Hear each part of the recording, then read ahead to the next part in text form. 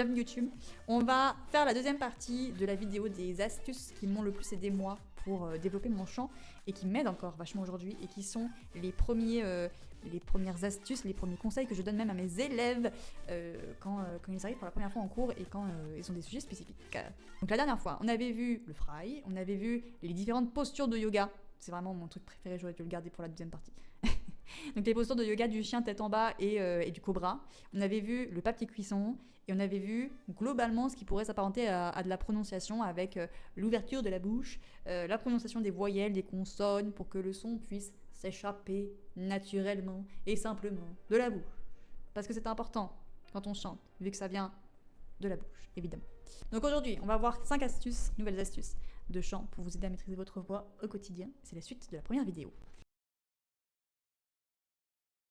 On va commencer par tout ce qui est récupération vocale. Parce que si vous chantez trop, ou si vous chantez de manière abusive, ou si vous avez un concert, ou quoi que ce soit, du moment que vous parlez, que vous chantez beaucoup, il vous faut des exercices de récupération vocale, que ce soit avant une prise de parole ou après une prise de parole. Et pour ça, il y a deux choses. Il y a les vapeurs d'eau. Les vapeurs d'eau chaude, c'est excellent pour vos cordes vocales. Parce qu'il faut savoir que quand vous buvez de l'eau au quotidien, vos cordes vocales ne sont pas considérées comme essentielles à votre survie. Et du coup, ça fait partie des derniers endroits qui vont être hydratés par l'eau que vous buvez. Donc le meilleur moyen aussi de les hydrater, c'est de leur foutre des vapeurs d'eau dans la gueule. Et pour ça, qu'est-ce qu'on fait? On va prendre une douche, tout simplement. On peut aller prendre une douche avec la vapeur d'eau chaude, vous respirez un grand coup comme si vous étiez dans un hammam, et ça va les humidifier, ça va leur faire du bien de fou furieux. Et après, si vous n'avez pas la possibilité de prendre une douche, ou si vous avez déjà pris une douche et que vous avez la flemme d'aller reprendre une douche, ou que vous avez un concert dans 1 heure et que vous sentez que ça gratouille un peu, ou je ne sais quoi, vous pouvez faire bouillir de l'eau, le mettre dans un bol et placer une serviette ou un drap ou ce que vous voulez au-dessus de votre tête et vous penchez votre tête comme ça par-dessus votre bol. Et comme ça, les vapeurs vont forcément remonter vers vous. Donc vous aurez le visage un peu mouillé. Si vous êtes déjà maquillé, c'est un peu dommage. Et là, pareil, vous respirez calmement, lentement. Vous pouvez le faire avant une prise de parole. Vous pouvez le faire après aussi une longue journée. Tant que ça hydrate vos cordes vocales et que vous sentez que vous avez besoin de détente à ce niveau-là. L'autre point de récupération vocale, c'est ce que je trifouille depuis tout à l'heure et à chaque stream, la paille. La paille, je ne vais pas vous le faire tout le processus, mais en gros, évidemment, ça s'utilise avec une bouteille d'eau. Sinon, ça n'a aucun rapport. L'objectif, c'est de garder un flux d'air constant quand vous soufflez dans la bouteille d'eau. Et ça va venir ouvrir, on va dire, votre gorge, votre fond de bouche, un peu comme si vous bâilliez. Et d'ailleurs, le bâillement est un excellent moyen aussi de bien décontracter la gorge et de bien ouvrir le fond de la gorge aussi. Vous plongez la paille dans l'eau à environ une phalange de la surface. Et pour l'instant, vous soufflez juste dedans.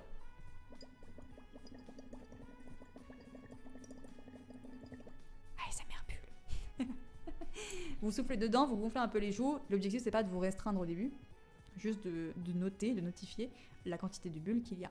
Et après, vous essayez de faire la même chose, mais avec une note derrière. Je sais pas si vous allez l'entendre ou pas.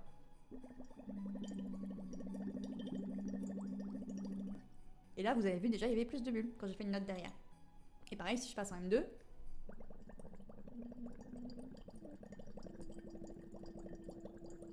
là, j'arrive à le gérer parce que je l'ai fait beaucoup de fois. Mais après, vous pouvez même faire des sirènes de haut en bas, enfin de bas en haut plutôt. Comme ça, attendez, faire un essai quand même.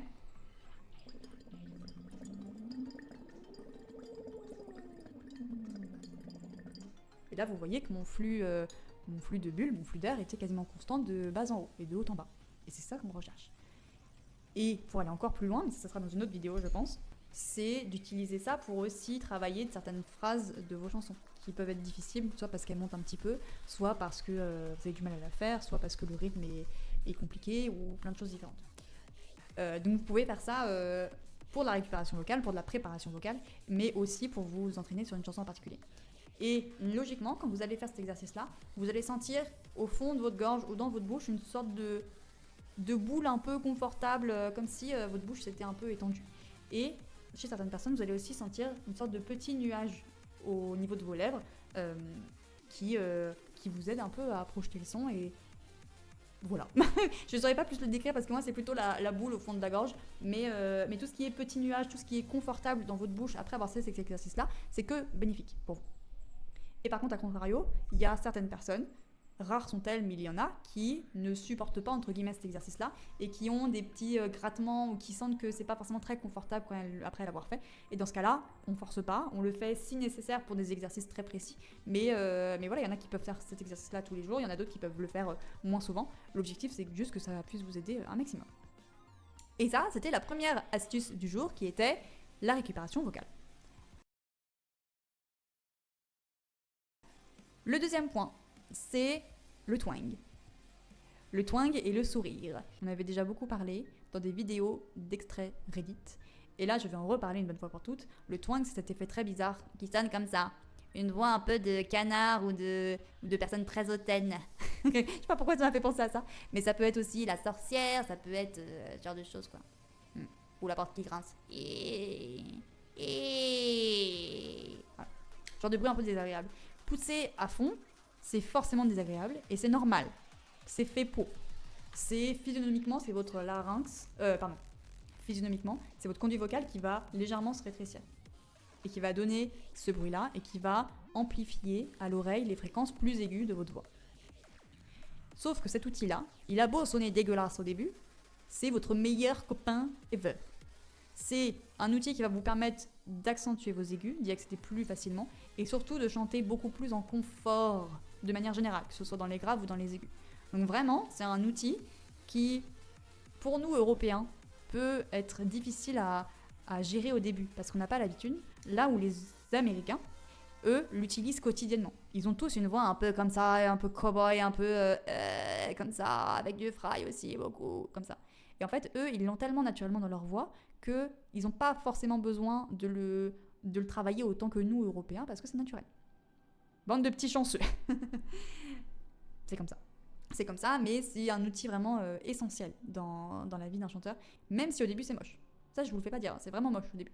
Mais tout l'objectif, c'est de le comprendre, le maîtriser, et après de le nuancer. Parce que vous allez avoir une sorte de jauge de twang. Vous partez de et où il n'y a pas du tout de twang, et jusqu'à un et où il y a beaucoup de twang. Et... En plus, là, j'ai triché, j'ai un peu augmenté la note. Mais comme ça, au bout d'un moment, vous allez spot un emplacement au milieu ou qui correspondra à votre chanson et vous pourrez le chanter de manière beaucoup plus sereine et plus saine. Et pour vous aider à trouver ce twang-là, vous pouvez tout simplement imiter des chanteurs qui le font déjà. Mais vous allez me demander, mais qui le fait déjà ? Eh ben oui, dans les plus connus, il y a notre chère Amy Winehouse. It's running and you go to rehab and I say no, no, no. Elle chante un peu comme ça, avec du twang. Sinon, il y a la chanson Mercy de Duffy. I love you, but I gotta stay true. Vous essayez de l'imiter pareil. Et là, il y a beaucoup de twang aussi. Dans un répertoire français, il y a Edith Piaf. Non, rien de rien. Comme ça. Et après, dans un répertoire un peu plus rock et masculin, vous avez le groupe de rock Shinedown. Et sur une de leurs chansons, c'est vraiment flagrant. La chanson s'appelle Symptom of Inhuman. Et le mec chante comme ça. Attendez, si je me souviens de l'air. Ah oui. I can still remember me and Miss November Rain. Voilà, il chante comme ça. Donc que avec du twang. Donc si vous voulez vous entraîner au twang, essayez déjà de faire le canard, de faire comme ça. Et après, imitez un de ces chanteurs qui ont du twang. Si vous avez un doute sur le twang, vous m'envoyez un message, évidemment, je vous dis s'il fait beaucoup ou peu de twang. Mais logiquement, toutes les chansons aussi un peu country, voilà, c'est full twang partout, chez les Américains. Donc vous allez trouver facilement. Et combiné à ce twang-là, nous avons le sourire, qui pourrait même faire partie de sa propre astuce, mais je vais le classer quand même aussi avec le twang. Et même, j'aurais pu le placer aussi dans la prononciation des voyelles et l'ouverture de bouche dans la première partie. Souriez, je vous en supplie, quand vous chantez. Et quand vous twangez. Enfin, du coup, vous chantez et vous twangez en même temps. Le sourire va forcément vous donner une résonance supplémentaire et un son particulier, vraiment très joyeux, très lumineux. Pas à utiliser sur toutes les chansons évidemment, mais si vous cherchez à travailler sur votre son de manière générale, souriez, je vous en supplie. Et ça va vous aider vraiment, vous allez voir la différence entre avant et après. Vous faites vraiment comme si vous vous voyez dans un miroir en face. Et souvent, quand on se regarde dans un miroir, on a tendance à être un peu plus souriant, un peu plus accentuer un peu plus les voyelles, les consonnes, etc. À ouvrir plus la bouche. Bah là, c'est pareil. Vous essayez de chanter comme ça, comme si vous vous regardiez dans un miroir. T'as pas des exemples de chansons sourire? C'est une bonne question. En fait, le sourire, tu peux vraiment l'utiliser partout. En fait, il faudrait que tu vois, toi, la différence entre quand tu chantes une chanson sans sourire. Pas forcément en faisant la gueule non plus, hein. Mais sans sourire, sans faire attention à ça. Et une chanson, enfin la même chanson, quand tu souris. Quitte à t'enregistrer ou à demander à quelqu'un de t'écouter sur ces deux parties-là. Si tu l'entends pas toi-même. Mais tu verras, même en parlant d'ailleurs, hein, même si tu parles, si je dis bonjour, je m'appelle Nayad, versus bonjour, je m'appelle Nayad, tu sens déjà un tout petit peu un changement de son. Déjà dans la couleur du son et dans l'intention aussi que tu mets. Donc c'est pour ça que je dis que le sourire dans des chansons tristes ou mélancoliques, ça viendra plus tard et tu pourras faire sonner ta voix d'une meilleure façon, différemment. Mais pour le début, sourire sur n'importe quelle chanson, c'est un très très gros plus. Tu testes un peu, je vois la diff. Voilà, très bien. Bah, du coup, continue comme ça et ouvre encore plus la bouche et t'arriveras à un son très satisfaisant. Le troisième, il concerne un peu plus les personnes qui font du rock ou du métal. Je m'adresse à vous. Certains d'entre vous, certains et certaines, veulent peut-être s'initier ou se lancer dans les saturations vocales. Si ce n'est pas déjà le cas. Un des meilleurs conseils que j'ai appliqué à moi-même et qui est très très intéressant au quotidien, c'est de repérer les saturations vocales dans votre quotidien. Parce que mine de rien, on les utilise sans le savoir. La preuve en est avec le fry, c'est pas considéré comme une saturation vocale, mais le cric, oui. Le cric, ça ressemble un petit peu au fry, c'est comme ça. Un truc comme ça. Il est très serré aujourd'hui chez moi. Mais c'est ce son un peu de grésillement en fond. Et comme ça. Ce truc-là, ça vous paraît peut-être compliqué à faire au début, ça vous paraît peut-être un peu bizarre de l'utiliser au quotidien, mais tous ceux qui hésitent là, tous ceux qui hésitent au taf ou qui hésitent quand ils savent pas quoi dire ou sur quelle phrase enchaîner, etc. Vous faites souvent genre et après vous partez en fry. Donc déjà rien que ça, essayez de tendre vos oreilles à ce qui se fait autour de vous et même pour vous sur les saturations vocales. Donc la plupart du temps, vous allez entendre ce petit fry ou ce cric-là, comme ça, quand vous hésitez ou quand vous venez de vous réveiller et que votre voix n'est pas très réveillée, et du coup vous parlez un peu comme ça, par exemple. Ou même quand vous chantez une chanson et que d'un coup, un peu dans les aigus, votre voix fait comme ça. Bah voilà. C'est aussi du cricking et c'est déjà un début de saturation vocale. Après, vous avez les saturations vocales un peu plus prononcées. Il y a certaines personnes qui ont naturellement un peu de fausses cordes dans leur voix. Les fausses cordes, c'est quoi? C'est des sortes de plis de peau qu'il y a par-dessus les cordes vocales qui sont là majoritairement pour vous aider à pas crever quand vous faites une fausse route.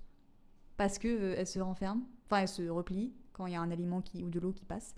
Et du coup, elles vous empêchent de mourir, quoi. Donc, somme toute, des plis de peau qui sont quand même très utiles. Mais ces trucs-là, quand vous les faites vibrer, ça donne ça. Voilà, des trucs un peu gras comme ça.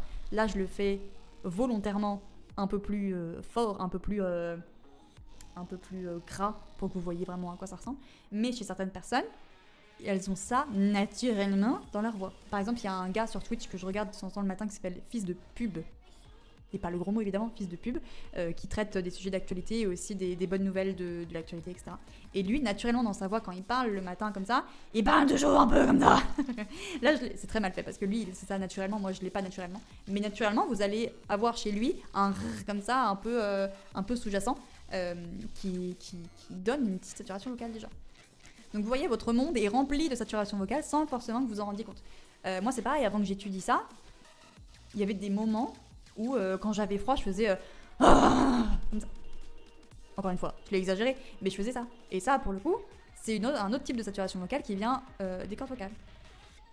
Donc faites attention à votre environnement et essayez de distinguer un peu les différents sons comme ça qui existent et dans quelles conditions ils sont faits. Et après, potentiellement, si ça vous intéresse, essayez de les reproduire.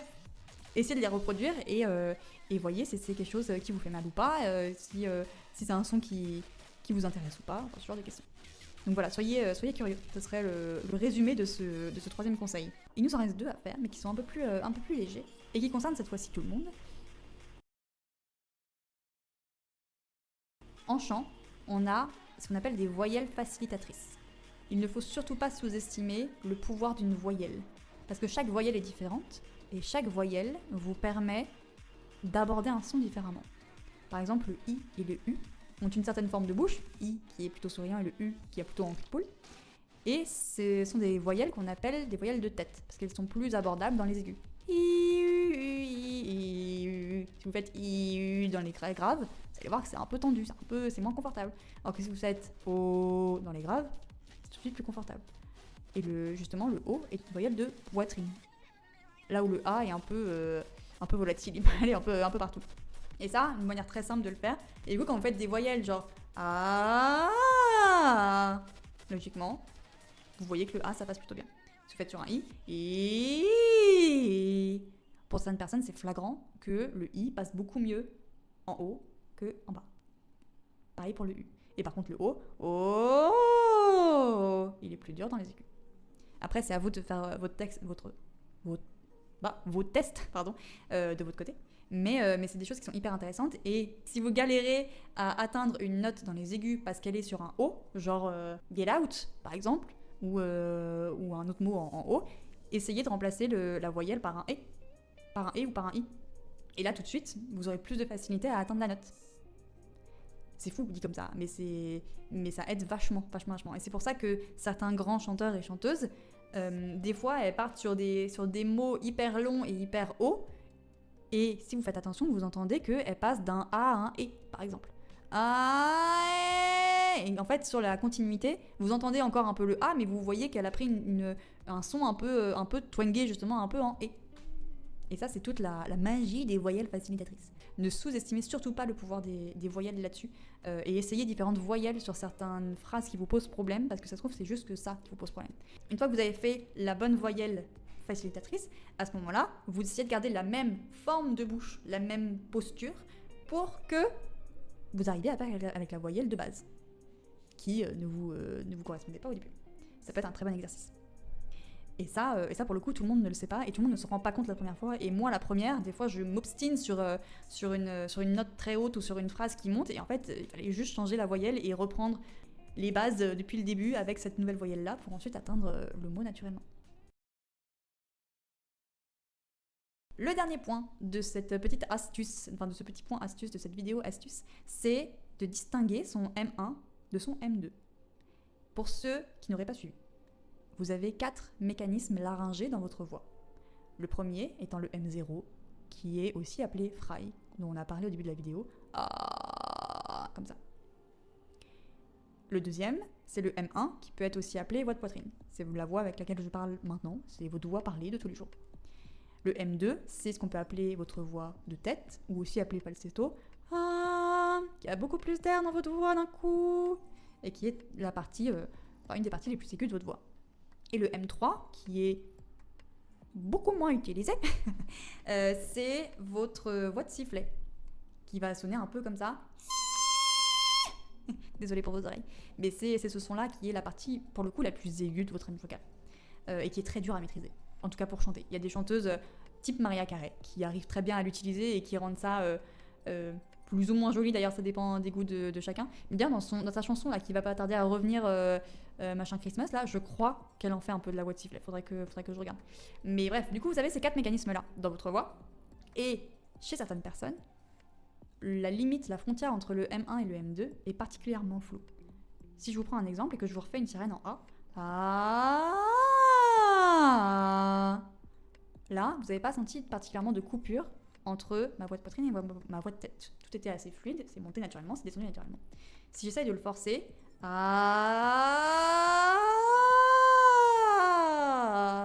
j'essaie de le forcer un petit peu, et normalement vous avez senti la différence entre une voix assez forte, assez dense, avec le avec la partie beaucoup plus légère en voix de tête. Et c'est hyper important de faire la différence entre ces deux-là. Moi, par exemple, avant de prendre des cours de chant, je chantais que en M2. Je chantais que comme ça. Sauf que cette voix-là, elle peut descendre un peu plus bas comme ça. Et cette note-là, vous pouvez la faire soit en voix de tête, soit en M2 du coup, soit en M1. Et dépendamment de la chanson, vous aurez plus besoin d'avoir de la densité dans votre voix que quelque chose de plus léger. Et c'est là tout le principe de distinguer son M1 et son M2. Dépendamment de ce que vous voulez faire, vous allez choisir un mécanisme plutôt que l'autre. Sauf que c'est pas évident chez certaines personnes.